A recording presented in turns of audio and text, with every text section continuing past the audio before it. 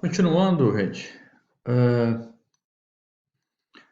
nós estávamos falando, a hora que interrompeu, que o número de oxidação do hidrogênio é mais um, quando o elemento hidrogênio estiver ligado com não metais, e se ele estiver ligado com metais, nós temos o caso dos hidretos. Nos hidretos, o hidrogênio tem número de oxidação menos um. O flúor, como é o elemento mais eletronegativo de todos, ele terá número de oxidação sempre menos um.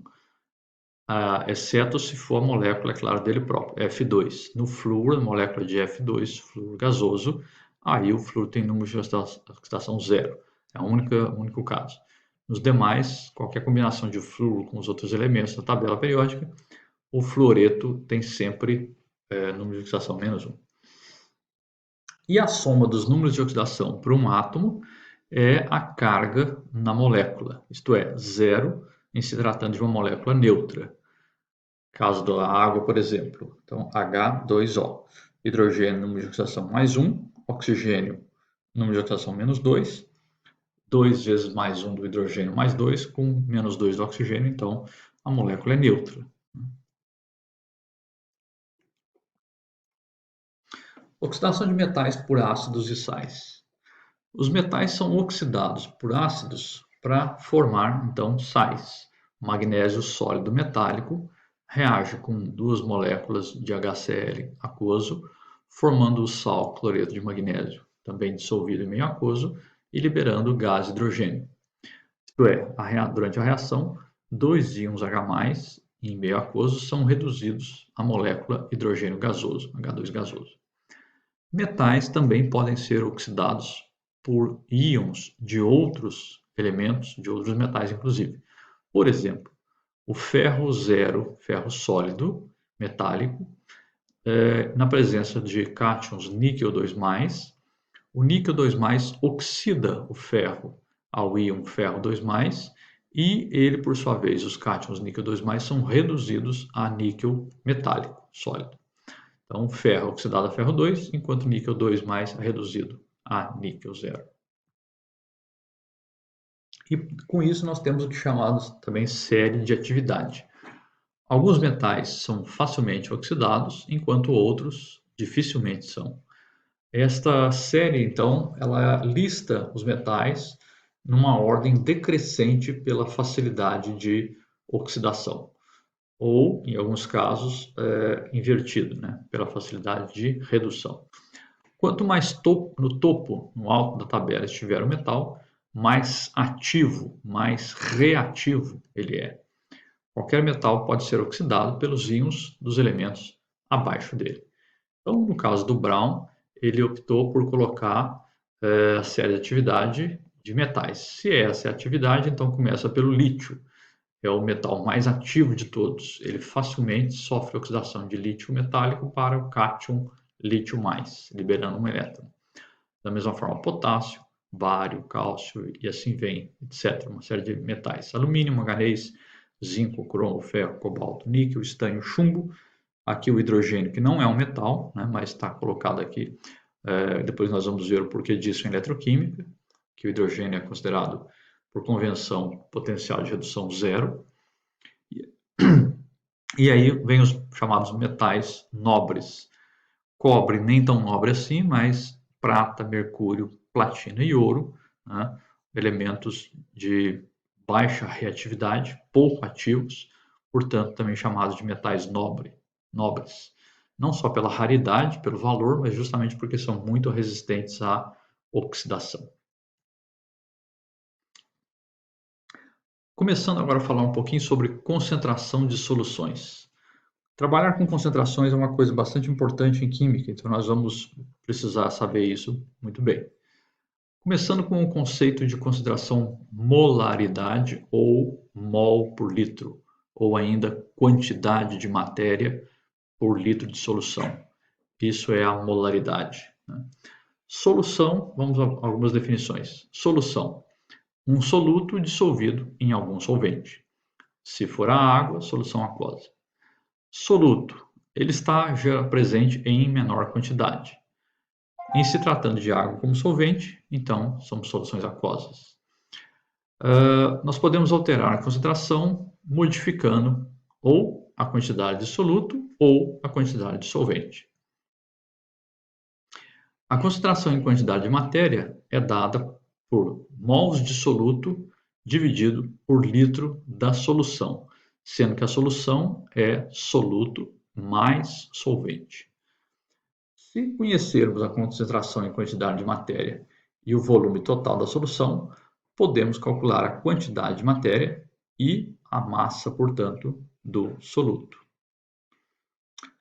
Portanto, a molaridade ou concentração em quantidade de matéria, a definição dela é quantidade de matéria de soluto em número de mols dividido pelo volume da solução total em litros. É importante que seja litros, tá, gente? Não é mililitro, não.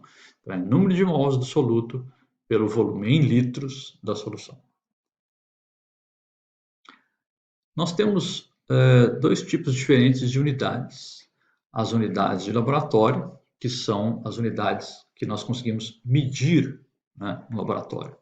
Gramas, litros, mililitros, quilos, essas são as unidades de laboratório. E as chamadas unidades químicas ou unidades microscópicas, que se referem ao número de mols. Então, nós sempre temos que converter as unidades de laboratório em unidades de mols. Para isso, a gente precisa utilizar, então, uma massa molar. Daí a importância de se saber calcular a massa molar. O volume ou quantidade de matéria, então, pode ser convertido em mols utilizando a relação. Aqui no Brown ele usa Czinho itálico minúsculo para representar a molaridade, tá? Então, a concentração mol por litro, ou concentração em quantidade de matéria, como ele chama, é dada pelo número de mols dividido por litro. Essa é a unidade. Nós vamos utilizar também os coeficientes estequiométricos para trabalhar entre os reagentes e produtos.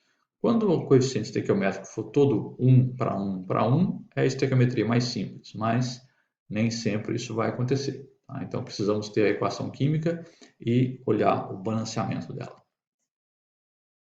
Aqui nós temos um fluxograma, né? As unidades laboratoriais em substância A reagindo com a substância B. Então, você trabalha no laboratório com massas e volumes, gramas. Usando a massa molar de A e a massa molar de B, você transforma para número de mols, ou quantidade de matéria de A, quantidade de matéria de B. Para isso também precisa, os coeficientes estequiométricos de A e B. Se você tiver a concentração, a quantidade de mols por litro, você pode, usando essa relação também, saber qual o volume ou a concentração da substância A e da substância B que você precisa colocar para reagir caso estejam em solução. Falando um pouquinho sobre titulação. Titulação é uma operação de laboratório químico muito utilizada quando você tem uma substância cuja concentração você já conhece e a outra que é uma substância, uma solução que você conhece o que é que tem nela, em termos de natureza química, mas não conhece exatamente a concentração.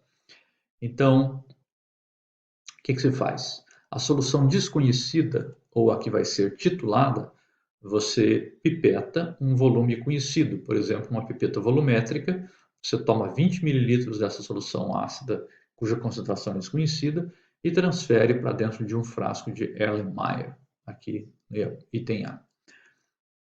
Depois, na bureta, que é um cilindro graduado com uma torneira na extremidade, você coloca uma solução de concentração conhecida, nesse caso chamada solução padrão de hidróxido de sódio, por exemplo, no caso de estar titulando um ácido. Tá? Então, a solução que vai na bureta é o titulante e a solução desconhecida, de concentração desconhecida, que está no Erlenmeyer, é o titulado. Usando geralmente um indicador, uma substância química que muda de cor no ponto de equivalência, então você vai misturando e agitando até que ocorra a mudança de coloração visível. Nesse momento você fecha a torneira, né? E aí, como você conhece o volume preliminar, o volume prévio da substância desconhecida, você escolheu um volume conhecido, na bureta você vai ler o volume do titulante. e depois fazendo cálculos baseados na estequiometria da reação, então é possível chegar na quantidade em número de mols e, portanto, na concentração da solução que foi colocada no Erlenmeyer. Uma vez que você conhece o volume que foi adicionado ao Erlenmeyer e você consegue calcular o número de mols correspondente de reagente que tem aqui, né, do ácido, então é possível calcular a concentração também.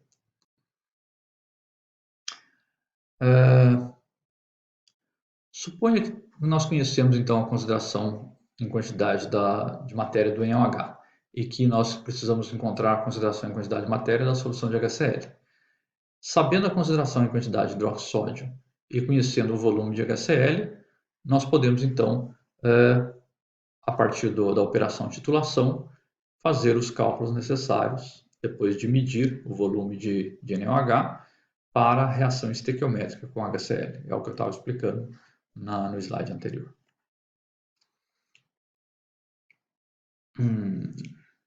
Mesma coisa continuando, né? Depois é mais fácil, talvez com algum exemplo. E aí temos agora aqui alguns exercícios, né?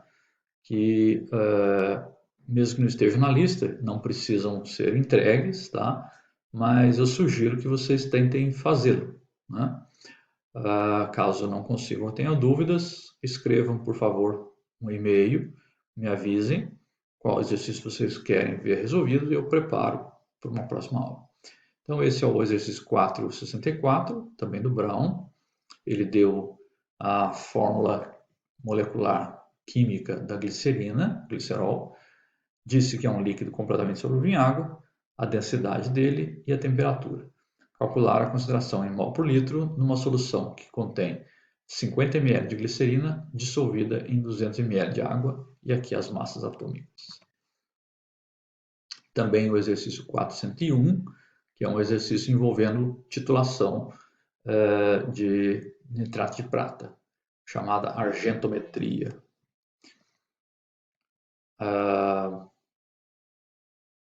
Está aí a resposta, né? No caso de se fosse o volume da água do mar.